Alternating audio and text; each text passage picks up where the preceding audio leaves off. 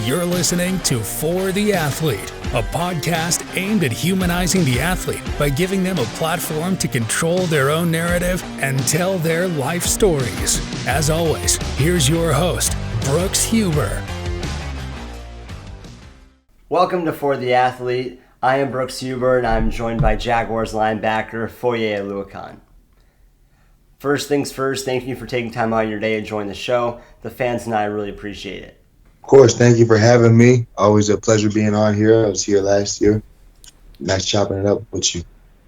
Yes, sir. A lot has changed since the last time we talked, and since this is the debut episode of For the Athlete, we're going to start off the interview with some light questions to get you more comfortable and to get the followers acquainted with who you are as a person before we go through the more substantial questions. This will be rapid fire, so let me know when you're ready. Oh, rapid fire. All right. All right, 3, 2, 1, go. Age when you first started playing football. 4th grade. Hometown. St. Louis, Missouri.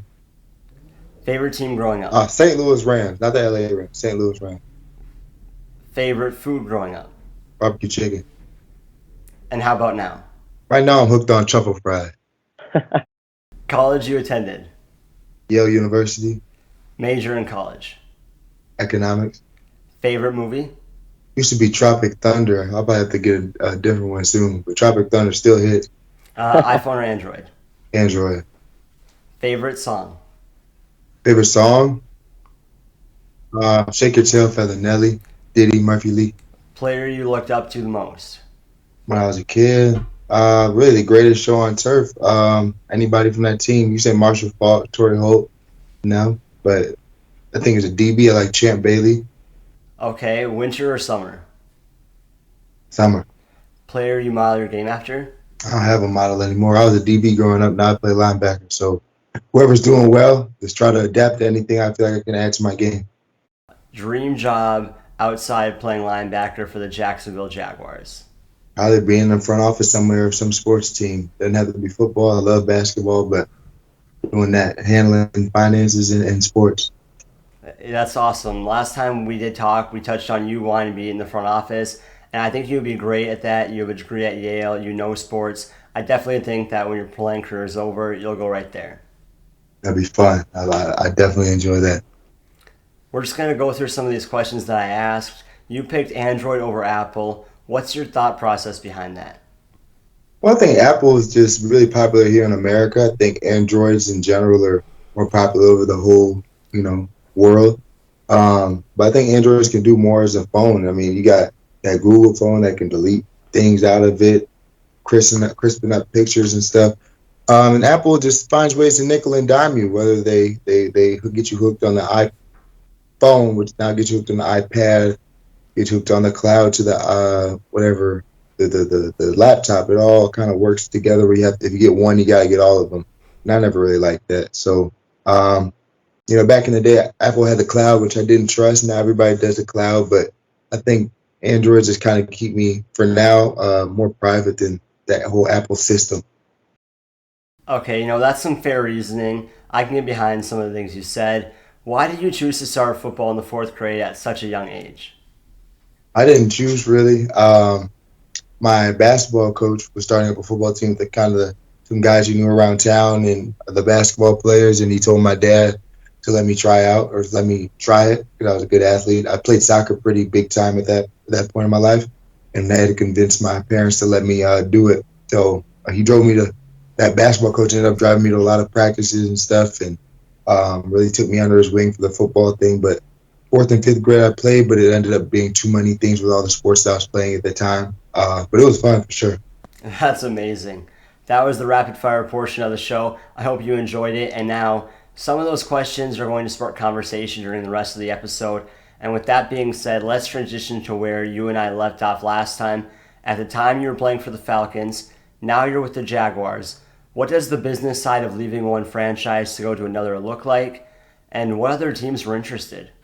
I think it really just came down to the Jaguars and Falcons. Other teams said they were interested in me as a player, but the Jaguars and Falcons made the correct advances towards grabbing me. The business side, what's it like changing teams? Yeah, what's it like going through negotiations? I mean, you have an agent and everything. I mean, I really left it all up to him. I thought I was going to go back to Atlanta, like just when the off season started, and then he kind of took it from there. Started listening to teams' offers and stuff. You got to really play the waiting game, see what teams are about to do. They have to go to the combine, see what people they're interested in there to really gain, you know, information about their future and what they want to do with their future. So then by the time that the first day of free agency started, you kind of already know which teams you're about to go to when it all shakes, and then when they start putting offers on the table, the number either dries up or it stays the same, and then you know uh, what you're going to be playing for. You know the amount of money anyway, and then you can kind of choose between that once you understand what the decisions that you have to make are. Choose between the different cities that you want to play in. Yeah, what was the deciding factor at the end of the day, going to Jacksonville over staying in Atlanta? Because you're still staying in the same part of the country, and you decided relatively early in free agency, I remember. Like I was saying, that we had the plan in motion before the first day of free agency started. I think there's like a not a tampering period. I forget what they call it, but a time where the agent can communicate with teams. I think it's like 10 days before, and then he kind of knows ballpark what teams are, how interested teams are, and so then by the time free agency starts, it's like, all right, these are the teams that are interested. Now let's hear their numbers. Um,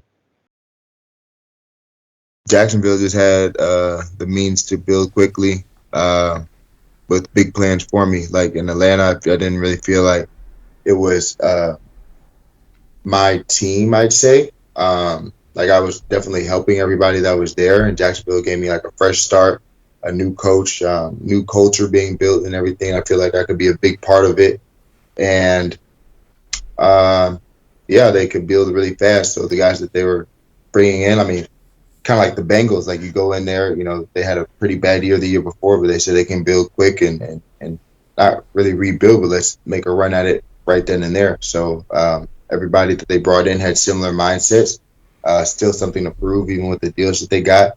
And I think that just made a great gathering for the culture of the team going forward.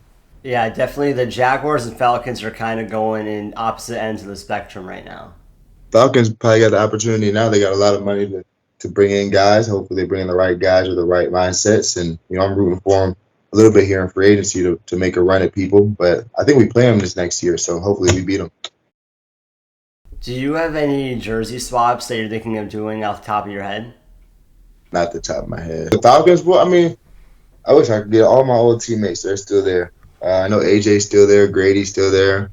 Jay, the safeties are still there. Richie Grant and Jayhawk. I mean, those are all defensive guys, but those are my boys for sure. Yeah, you and Grady were quite the duo in Atlanta. I mean, I learned a lot from him in terms of work ethic. You know, he was older than me. I was just trying to get as good as I can, so I didn't let him down. Really, I mean, he was a hell of a player, and I just didn't want to have his standards drop while with me playing behind him. But I played behind Debo and Devondre at first, so just me improving myself, making sure that you know when he looked back there, he was confident who was behind him. That's incredible. The next question I have for you is earlier that you mentioned that you attended Yale during the rapid fire portion. You earned a degree in economics. If the whole NFL thing didn't work out, what did you want to use your degree for? You mentioned front office now. Was that different back then?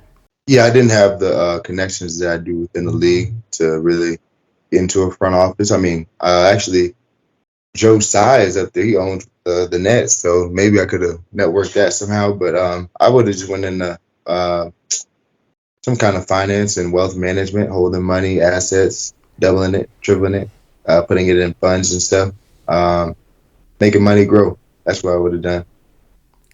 Wait, so how do you have that connection with Joe Tsai of the New York I don't Nets? have it yet.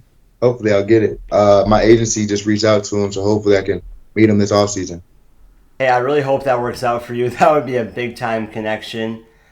Back to talking about your economics and your entrepreneurial side. I want to zero in more on that because I feel like every athlete has an entrepreneurial side, but the media rarely ever talks about it. And you started your own clothing brand called Team Ugly Gang. When did you start it and what was the inspiration behind it? It's a lot of inspiration behind it. I can go into that. Like I get really deep into it sometimes, but I started it in college. And it really just started off of, some kids on my team called me ugly, and then it made me like rethink like, oh, these kids call me ugly, but they said I was doing well in life, so it's not really a means to like be upset about. Instead, I embraced it and I just made a whole brand off of it, and everybody wanted a shirt that I was wearing. So kind of going forward off of that, I made it so that it was hard to get the shirt. I said, you have to tell me an ugly story, which is like really a story about you being counted out or being down and out, and how you persevere through that. It could be, the whole being unattractive thing, or it could be, another time of me like going to Yale and like people not being high on me through the draft process and stuff like. But the moral behind it, like the whole ugly duckling story, is that even though people weren't high on the duck at the time because it was so ugly, because it was different, there was a swan in the duck. The duck turned out to be a swan, which is like the most beautiful bird in the world. So no matter what people think about you, if you're confident in yourself and let the good things about you show, like it's definitely beautiful on the inside. Well, that's a phenomenal story. I kind of did think that the Ugly Duckling book did play a part, but the rest of the things you said really play into the question I was going to ask at the end of the episode. But I feel like this is a great one that I should ask you right now. You went from being a sixth round draft pick to being one of the best at your position. Is there a message to people about having perseverance and dedication? Definitely perseverance. I think a lot of it's listening, because I don't think I'm the same player now as I was back in the day. Um, I don't think that they got it wrong picking me up in the. I was sixth round, pick 200. I don't think that they were wrong picking me there, but I knew that I had work to do to get better. People can get slighted about or be mad about it, or think that they were like, if you're better than that, you have to prove it. And a lot of times you find out quickly in this league, you got to improve yourself every day. And that's really all I did. I listened to coaching, listened to advice, always trying to improve myself. I know the product that I put on the field last year can always get better. And if I come back every year better, as long as my body enables me to, I'm going to have a good career in the league. So, my first year didn't look like my second year. My second year didn't look like my fifth year. My sixth year won't look like last year. I'm going to keep improving myself every day to become that swan that I know I got. Since you've been in the league, you've been one of the most underrated players in the league, and that's not even close. I think you're the most underrated, one of the best at your position, leading the league in tackles since 21-20. Congratulations on that. What do you contribute your success to in the NFL, and what are your goals for the upcoming season? Because, like you said, you want to keep getting better, keep listening, and keep improving. My coaches and my teammates. It's always when I can play for something that's other than myself. I think I play better. So just being connected with my teammates, not wanting to let them down, kind of always propels me to improve myself, because I don't want nobody to look at me saying, "Oh, Foye is not doing his part on the team." That's really the most disappointing feeling, when you feel like you're the reason that some didn't shake in the game plan. And then the coaches, they do a good job believing in me, because a lot of times it's all a guy needs is a little bit of belief, and he'll flourish with it. So they believed in me, and I stuck up, and I believed in myself, bet on myself, and things are going well now. But I know I can get to a better place. What was the second part of that question? I forgot. Oh, the second part of the question is, what are your goals for the upcoming season? Goals: win more games. That's first and foremost. Win more games. However it looks, whatever I got to do, win more games. I think that I could be better, and leading better leader for sure. It was my first time as a captain.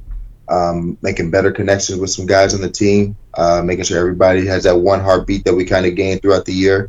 And then I can make more plays on the ball now that I'm comfortable within the defense, knowing when to take my shots in the pass game, or where people are going to be. I think that's another step I got to take, putting that on myself. I want to get more turnovers, keep the same amount of tackles. You have a great year.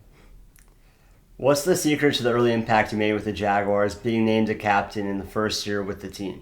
I was just genuine. Like, I had a lot to say. I've seen a lot, but I wanted the team to be better. So I was just genuine. I waited to my turn to talk. Waited but when I spoke up, it was definitely real stuff. It wasn't just, I didn't want my voice to be heard just to be heard. Um, when there was things that need to be said about how we practiced or things that need to be said about, one-on-one where I feel like a guy could flourish or what he needed, his mindset needed to be during training camp is a hard time for all of us. Just keep people moving forward and keep people moving forward together. When we all work together, we work better. So I think people respected that and what I had to say when I said it. And then, I was honored to be voted the captain for them. They definitely made the right choice. It's good seeing people like you get rewarded for their efforts, being so genuine and such a team player. Appreciate that. So those were some of our normal questions. Here are some of our closing questions that aren't as deep. They're kind of just more fun and loose. You're going to know which way I'm heading with this one, but I'll get there eventually. So here's the first one. Who are your top 5 linebackers in the NFL? You can say yourself because I think you're on that list. I'm going to exclude myself. I mean, numbers speak for themselves, but I'm going to exclude myself. Top 5 in the league. Milano boy had a good year. Top 5 in the Roquan. I think I said that last year. Yeah, he played great for 2 teams last year. Yeah, I mean, it must be a film junkie. I mean, be able to come into a whole different. I don't know how different the scheme was. I didn't watch it, but understand concepts and stuff and continue making plays in a contract year. I mean, that's pretty impressive.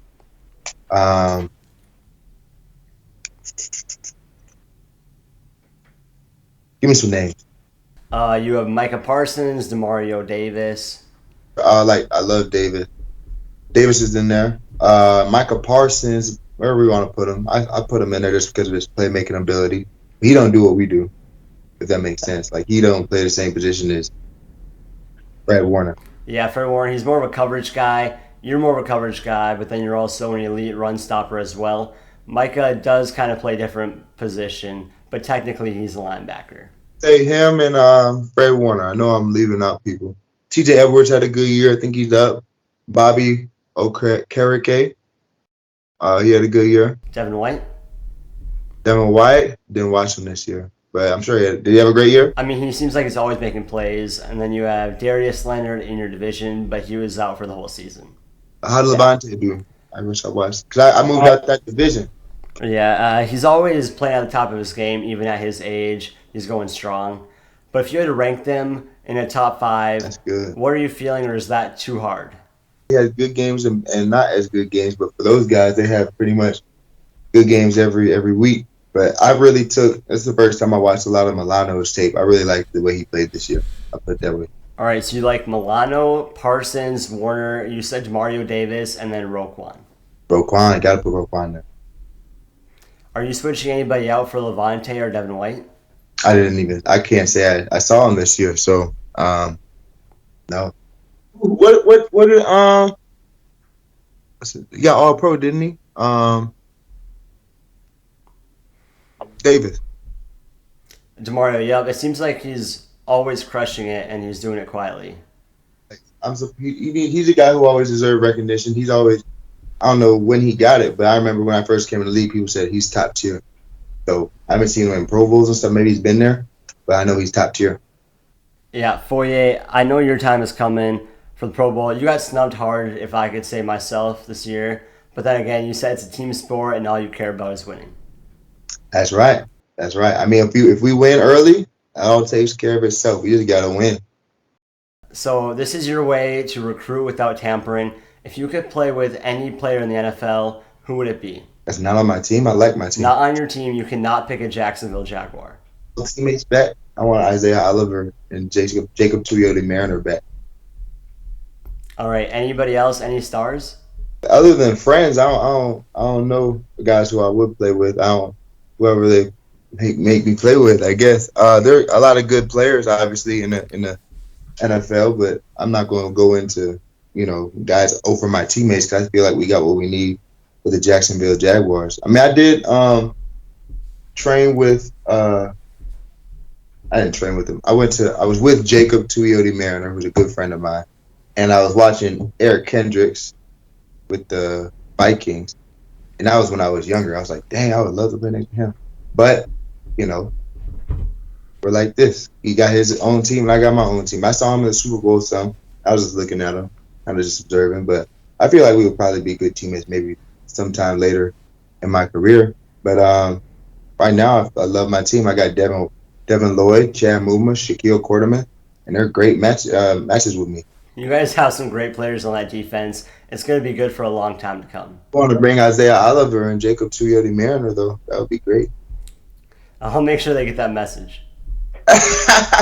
All right, this is a question that people are not going to know much about. It's kind of a best-kept secret. Who wins in Oklahoma drill, you or your high school teammate, Ezekiel Elliott? I don't even know. It depends on who's madder at the time. Who got their foot in the ground first.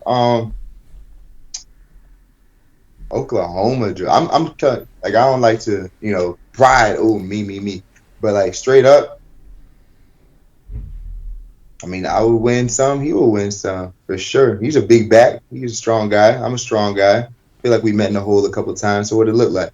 I mean, you forced fumble on him a couple times 2 years ago, so. I had some good hits on him this year, but he had a couple good runs on us this year. So it's always a fun matchup when we go against each other. You're one of the most humble players I've ever met. That was almost a baited question. That's my boy. So I ain't gonna talk no shit on my guy like that. I'll talk any shit I talk it straight to him. That's true. Do you guys still keep in touch over the years? Yeah, I talk to him. I'll probably see him this offseason at some point. I let his parents. I gave his parents tickets to the game in Jacksonville. So anything he asked, really. You guys had the upper hand this year. Overtime game. Rayshawn Jenkins. My first win against Dallas. Oh yeah, I totally forgot that one game that you left early with an injury. You guys were able to close that one out. Well, here's my only question for you. Is there anything you want to speak on that I haven't asked you about already? Anything personally about you that you want people to know? I mean, off the top of my head, probably I don't think of anything. But there's a lot of things that people don't know about me. But that's just kind of how I am. Like you said, the best kept secret. They'll come up when they come up. I'm just putting the next foot forward, trying to make next year better than the last year, and then go on another little playoff run, get to that big game. That's the goal. Our website, Foye.com. That's where you get Ugly Gang gear. I'll keep on updating it. Any new things that I want is what goes on the website. So if anybody got suggestions, if people did want to DM me like a fan, like DM me about suggestions for Ugly Gang stuff so I can have ideas of what people want. All right, well, you guys heard that. Oluokun.com. Go get your merch right there. It's going to sell out quick after this episode. I can already feel it. Before I let you go, for the athlete, and I want to donate $50 to the charity of your choice, what charity would you like to have the money to be donated to, and would you like to talk about the charity? Yeah, Live for Life Academy. I always say them for my charity, my donations. It's a school I volunteered at when I was in high school, but they do good things in St. Louis. Really start off as a gym, kind of after school activity, keeping people out of trouble. And they built themselves into a school, K through 12th grade. Now they're putting kids in college and stuff. So just love, what they stand for, and then any type of support that we can put towards them. That'd be great.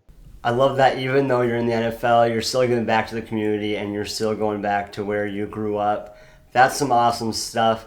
Thank you so much for being on this episode. That's a wrap for the first episode of For the Athlete. Huge shout out to Foye Oluokun for making this such a great debut, and I hope you're all excited for the future of For the Athlete as much as I am. My name is Brooks Huber, and you just listen to For the Athlete. Thanks for listening to For the Athlete. As always, be on the lookout for another athlete appearance next week. Make sure to follow us on Instagram, YouTube, TikTok, and wherever you listen to podcasts.